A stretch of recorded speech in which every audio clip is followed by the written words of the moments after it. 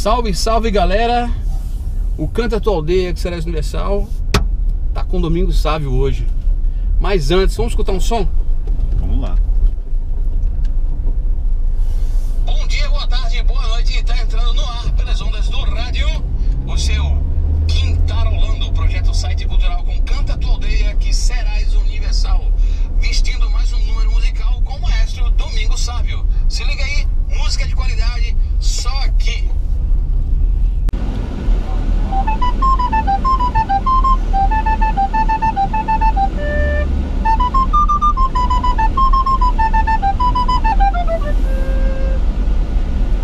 De Miguel Lima, gravado por Manezinho Araújo, 17.700. Lembra, compadre? Rapaz, importantíssima essa memória, essa lembrança. Até porque hoje a gente vai falar sobre outras coisas. Vamos falar sobre a Filarmônica 15 de novembro e seus 103 anos de reorganização. Vamos descer lá, porque é um local histórico para a música, não só cabense, mas também para pernambucana.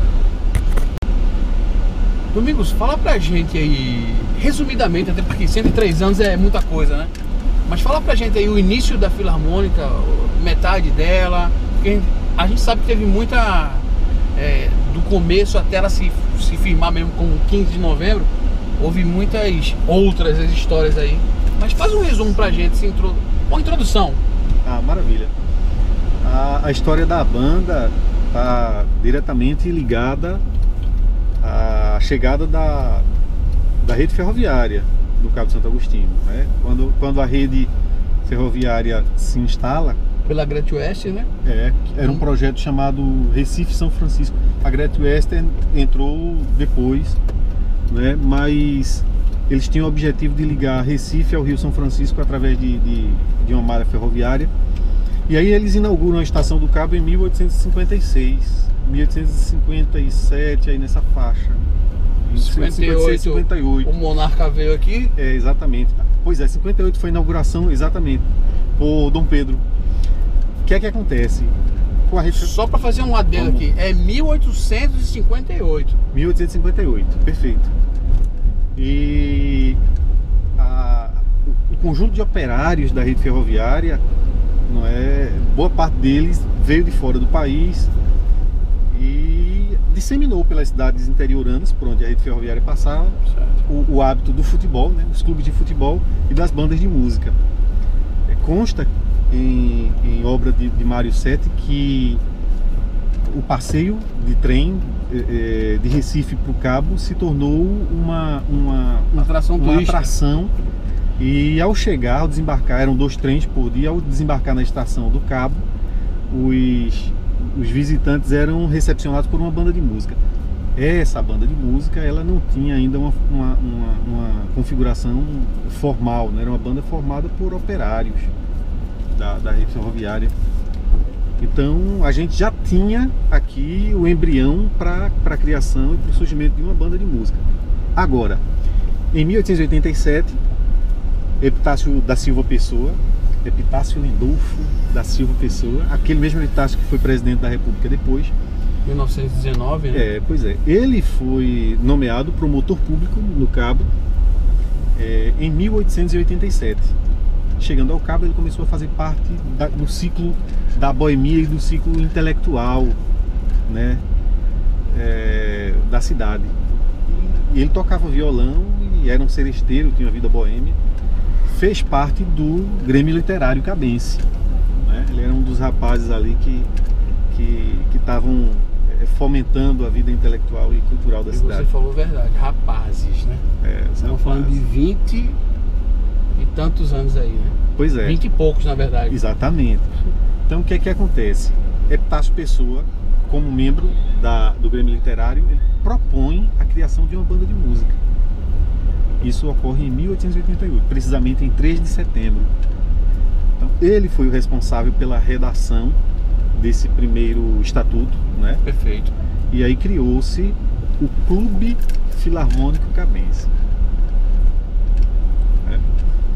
Depois desse período surgiram outras bandas formadas por dissidentes ou outras pessoas que circulavam pela cidade, que porque havia assim um ambiente de rivalidade entre essas bandas. Então a gente teve aí uma banda chamada Independentes, né?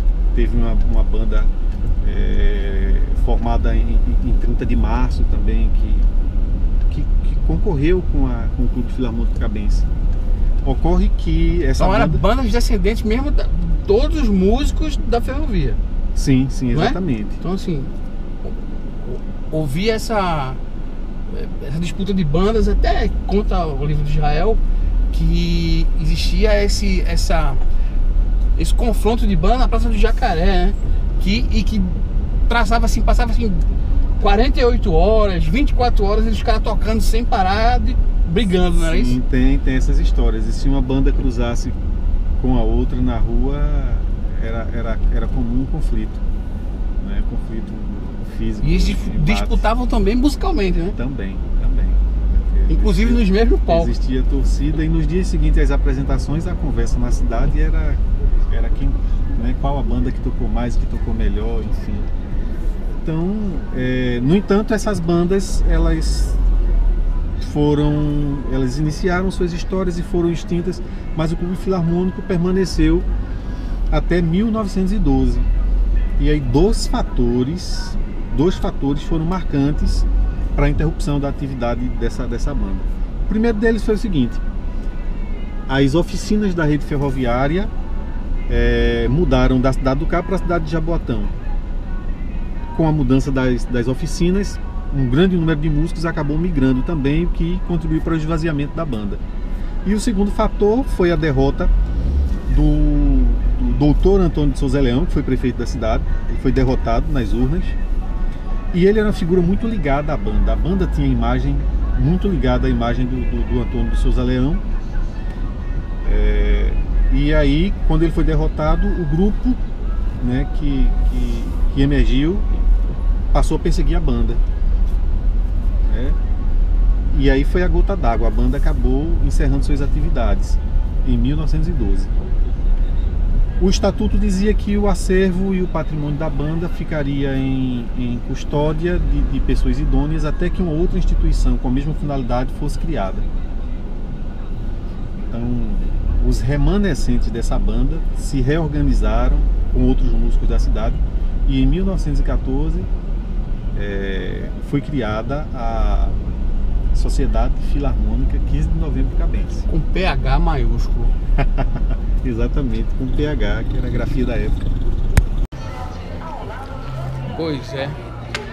Embora tenha essa confusão toda musical, sonora na rua, caixa de som, grande caixa de som, das divulgadoras que a gente tem aí também, quase seculares no Cabo de Santo Agostinho. A gente está na Vigário João Batista, mais conhecida como Rua da Matriz, ou tantas outras ruas, né, Domingos? Em frente à sede da Sociedade Filarmônica, 15 de novembro. Vamos entrar? Vamos sim, por favor. Obrigado. Antes um pouquinho, vamos falar do 1917, cara. Sim. Qual foi o marco de 1917? A banda foi reorganizada em 1914 e em 1917 o prefeito da época, eu não recordo o nome, vou ficar devendo, mas ele mandou uma mensagem para a Câmara de Vereadores e fez o reconhecimento da sociedade como uma entidade de utilidade pública municipal. Perfeito. E nesse mesmo ano definiu um subsídio mensal para a manutenção das atividades da banda, né? Manutenção da sede e de instrumentos. Tranquilo. Aqui a gente tem algumas fotos. Sim. Lá em cima, 1927 ou 1925, ali a gente tem a velha guarda. No caso, a banda tinha aí 3 décadas de criação aproximadamente. Nessa foto a gente encontra Ladislau Pimentel, encontra Theo Silva, encontra os 2 fundadores, que são Bevenuto Mira da Silveira e Júlio Silveira. Tem aí também o maestro Miguel Medeiros, que foi professor de Miro de Oliveira. Tem uma série de figuras que foram estratégicas nesse momento da banda. Certo. O campeonato de música da Globo. Sim, em 1977 foi realizado o primeiro campeonato de bandas de música, campeonato nacional. foi promovido pela Rede Globo e pela Funarte. A gente tem um registro ali. Nesse campeonato, a banda sagrou-se vice-campeã. Foram 4 bandas finalistas. Uma de Minas Gerais, uma de São Paulo, que foi a campeã, uma de Feira de Santana, da Bahia, e a nossa Filarmônica aqui do Cabo. Todas as 4 bandas, curiosamente, todas as 4 estão em atividades. A gente vem mantendo contato com essas 4 bandas na expectativa de poder um dia fazer um encontro. Promover um encontro dessas 4 bandas. Poderia ser esse ano. Como é que a Filarmônica está hoje, economicamente falando? Como é que ela está se desenvolvendo, cara? A Filarmônica tem como principal mantenedor o Poder Público Municipal, a Prefeitura do município. Ocorre que, nos últimos anos, vários convênios foram celebrados com o Poder Público, alguns convênios muito volumosos e que acabaram rebatendo numa tributação feroz. Então a Filarmônica tem uma parceria com a Secretaria de Cultura, quer dizer, isso temporariamente não está definido. Temporariamente a Secretaria de Cultura virou um setor de cultura. Ficou ligada a outras secretarias, é isso? Exatamente. Mas o que eu ia dizer é o seguinte, para este ano a gente ainda não conseguiu firmar essa parceria. Certo. Mas nos últimos anos havia uma parceria com a Secretaria de Cultura para a manutenção das atividades da banda e uma parceria com a Secretaria de Educação para repasse dos salários de instrutores de bandas marciais. Nesse coletivo de instrutores tem alguns que são músicos da banda, mas a maioria não. E o que é que acontece?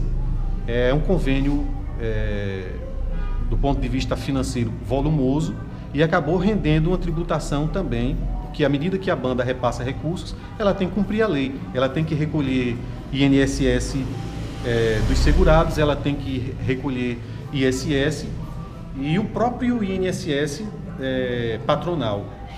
Então, em algum momento, ou isso deixou de ser feito, ou não foi feito de forma inadequada, mas quando nós assumimos a gestão em novembro do ano passado, herdamos, por conta desse volume de movimentação de recursos, herdamos 2 dívidas com a Receita Federal, uma dívida com a Previdência Federal e uma dívida com a Fazenda Municipal. Certo. Débitos de 2012, 2013, 2015, enfim.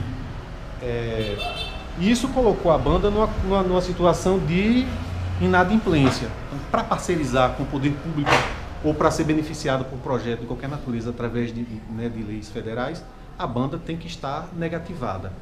Não significa dizer que ela não possa dever, ela pode dever, mas ela tem que ter o débito sob controle. Então o que é que acontece? Em julho deste ano, nós conseguimos, inclusive, quitar a primeira parcela, fizemos o parcelamento desses débitos, quitamos a primeira parcela de cada um desses débitos para obter certidões negativas. Obtivemos as certidões e aí tivemos a oportunidade de dar entrada nesse processo das bandas marciais. Então, por alguma razão, esse processo travou no meio do caminho. Nós ficamos sem nenhuma informação, ficamos sem saber dos motivos ou as causas pelos quais essa parceria foi interrompida. E ficamos aguardando aí uma posição do Poder Público Municipal para dirimir aí, identificar que fatores são esses e poder dar o próximo passo. Mas até agora estamos sem nenhuma informação nesse sentido. Estamos aguardando o sinal do gabinete do prefeito para uma conversa, porque o Poder Público Municipal sempre foi parceiro, historicamente, e a Filarmônica ela busca, na medida do possível, também honrar essas parcerias, mas a gente tem tido essa dificuldade de comunicação com o gabinete do prefeito. Prefeito, abre a comunicação, vamos dialogar sobre isso. Também está rolando uma campanha para a Filarmônica, todo mundo pode ajudar, e aqui a gente tem alguns dados aqui de conta a 3704, dígito 4, variação 51, agência 714, dígito 5, Banco do Brasil, e aqui tem o CNPJ da Filarmônica, ok? Todo mundo pode ajudar nessa campanha se a gente for contar a importância histórica que tem, um lugar, pelo menos onde a gente saia, se você prestar atenção, como é que se consegue ensaiar no meio de tanto barulho da rua, né? Então, existem várias preocupações, várias coisas a serem corrigidas, né, Domingos? E que depende desse primeiro passo. Esse primeiro passo é importantíssimo para que a memória de uma instituição de mais de 100 anos permaneça e que ela venha desenvolver questões que sejam sociais, agregadoras, que é mais que a gente pode falar um pouco mais, né? Muito bom o que você falou. Quando a gente assume a gestão da banda em novembro de 2016, inclusive está ali o nosso vice-presidente, Roberto Gregório, quando a gente assume, a gente tinha consciência desses débitos, assim como dessa situação de desagregação interna da banda, né? A gestão foi muito descuidada nos últimos anos e a gente tem a clareza de que esse era o momento da banda implementar projetos de educação, de inclusão social, no sentido de que a banda possa ter outras fontes de recursos para além do poder público. A gente sabe que não dá para colocar a responsabilidade, né, da existência da banda integralmente do poder público. Perfeito. Então a gente tem vários projetos que estão aí prontos para serem implementados, mas a Filarmônica não vai dar nenhum passo, não conseguirá dar nenhum passo sem o apoio efetivo do poder público municipal, né? A gente entende que precisa ter outros parceiros, mas nesse momento o poder público é a chave, né, de todas essas questões. Ponto essencial. Ponto fundamental. Então a gente deflagrou no dia 7 de outubro uma campanha pública, né?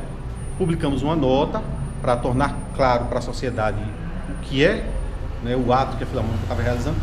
Fizemos uma campanha pública, quer dizer, iniciamos no dia 7 de outubro com um desfile, uma panfletagem com o número da conta, pedindo que as pessoas ajudassem. Na rua ainda conseguimos coletar R$313 e gradativamente as pessoas têm feito depósitos na conta da banda. Em uma saída. Em uma que saída. vocês fizeram na rua. Foi. Veja como é importante a figura da Filarmônica, né? Sim, sim. Para além da arrecadação financeira, as pessoas manifestavam sua solidariedade, seu respeito, sua admiração pela banda. E aí, para dar aquela finalizada na Grande Filarmônica, 15 de novembro, vamos falar de dois projetos que estão em andamento, que é o Filarmônica Júnior e o Maestro Jones. O Filarmônica Júnior é uma banda infanto-juvenil que hoje constitui o time de base da Filarmônica.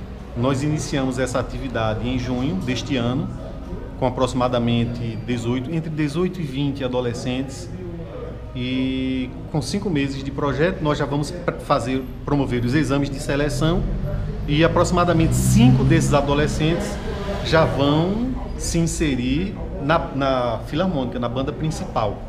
Outro elemento importante desse processo é que a gente está criando também a diretoria júnior. Então, diante desses problemas internos da Filarmônica, todas essas questões, nada mais lógico, né, e sustentável do que preparar esses adolescentes para que no futuro eles possam fazer a gestão da banda de forma tranquila e equilibrada, né, a partir de princípios de ética, de transparência, de cooperação. E, enfim, o que é que acontece? Aí, esses adolescentes vão ter aí, a gente vai ter o presidente júnior, o vice-presidente júnior, o tesoureiro júnior, o conselho fiscal júnior, e aí a gente vai dar pequenas tarefas para que eles comecem a desempenhar. Isso lembrando, que sem te cortar, já te cortando, sim, isso lembrando que é uma forma de você agregar a sociedade, agregar o jovem, dando responsabilidade, ensinando música, né, ocupando a mente dele, porque a gente está num cenário lamentável no Cabo, não só no país todo, mas no Cabo Santo Agostinho, pela violência, pela falta do social, do que se fazer. Quando eu ocupo a mente, eu preencho uma área que poderia estar voltada para outras coisas. Então, somos a 10ª cidade mais violenta do país e uma das que mais mata jovem no país. Então, existe essa responsabilidade social e agregadora da Filarmônica. É não só se tornar a Filarmônica autossustentável, para que o Júnior hoje seja o profissional do amanhã, né? Também. Perfeito. A gente entende que colocar a banda na rua para tocar, Assim como ter teatro, ter dança, ter artes plásticas é fundamental, mas não pode pensar na cultura só como elemento de contemplação. Tem que se imaginar que a cultura é uma ferramenta que tem que estar na mão de todas as pessoas. Alguns vão preferir a dança, outros vão preferir a pintura, outros vão preferir a música, mas isso tem que ser colocado ao alcance das pessoas. E aí vem o nosso segundo projeto, que está em fase de elaboração.